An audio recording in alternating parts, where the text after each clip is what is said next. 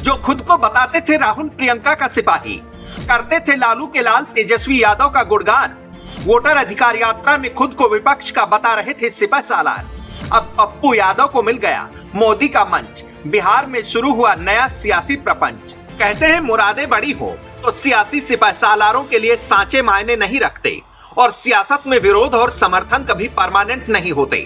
बिहार के पूर्णिया से सांसद पप्पू यादव को ही देख लीजिए, जो हैं तो निर्दलीय सांसद, लेकिन पिछले दिनों राहुल गांधी की वोटर अधिकार यात्रा में खूब फोटो खिंचवाते दिख रहे थे।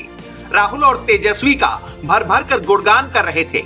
वही पप्पू यादव मोदी के मंच पर पहुंचे तो बिहार में सियासी सुगबुगाहटें तेज हो गईं। राजनीतिक गलियारों की प्रश्नवाचक निगाहें पप्पू यादव की तरफ घूम गईं।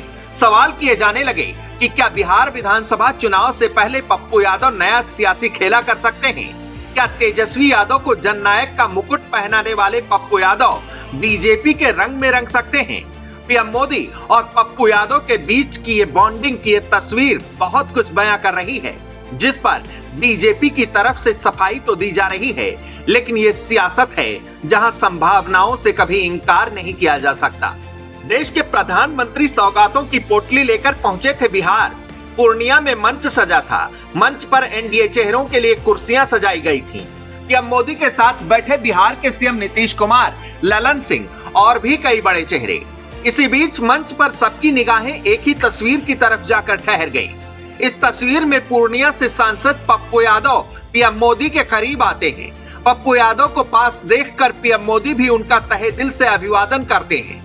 दोनों के बीच कुछ बातें होती हैं और फिर हंसते हुए पप्पू यादव वहां से पीछे चले जाते हैं।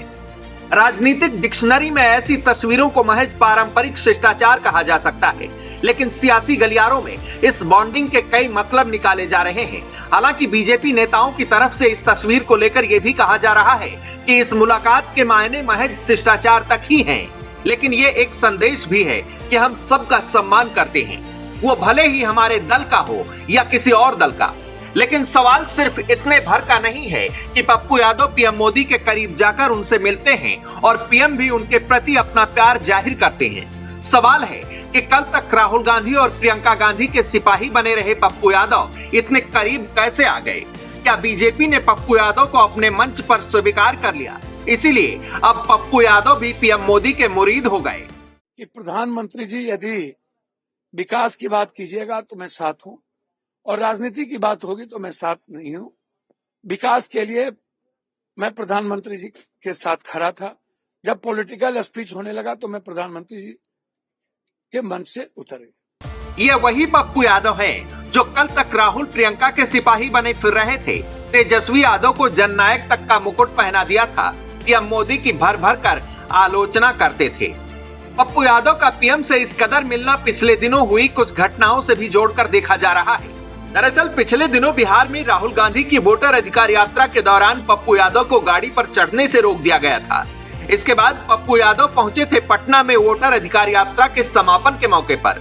कार्यक्रम को लेकर सजे मंच पर जाने ही वाले थे, लेकिन वहां भी बताया गया कि पप्पू यादव को मंच पर चढ़ने ही नहीं दिया गया। वहां से भी पप्पू यादव अपमान का घूंट पीकर वापस चले आए थे और अब पूर्णिया में पीएम मोदी के साथ मंच पर नजर आए तो सियासी सुगबुगाहटें तेज हो गई। सवाल किए जा रहे हैं कि क्या पप्पू यादव अब बीजेपी खेमे में अपनी गोटियां सेट करते नजर आएंगे? वहीं बीजेपी की तरफ से इस तस्वीर को लेकर कहा गया कि पीएम मोदी का ये दौरा चुनावी न होकर बिहार को सौगात देने वाला था। अब क्योंकि कार्यक्रम पूर्णिया में आयोजित किया गया था तो स्थानीय सांसद पप्पू यादव का होना भी जरूरी था। वहीं पूर्णिया में बनकर तैयार हुए हवाई अड्डे को लेकर बीजेपी नेताओं और पप्पू यादव में क्रेडिट लेने की होड़ भी लग गई है। बीजेपी नेता इसे डबल इंजन सरकार की उपलब्धियां बता रहे हैं, तो वहीं पप्पू यादव भी इसे जनता से किए गए वादे की पूर्ति बता रहे हैं। जो संकल्प था मेरा एयरपोर्ट का, जनता का, दुनिया से रेलवे को जोड़ने का, मेडिकल का, 6 महीने का वादा मैंने पूरा किया। एक संकल्प थी।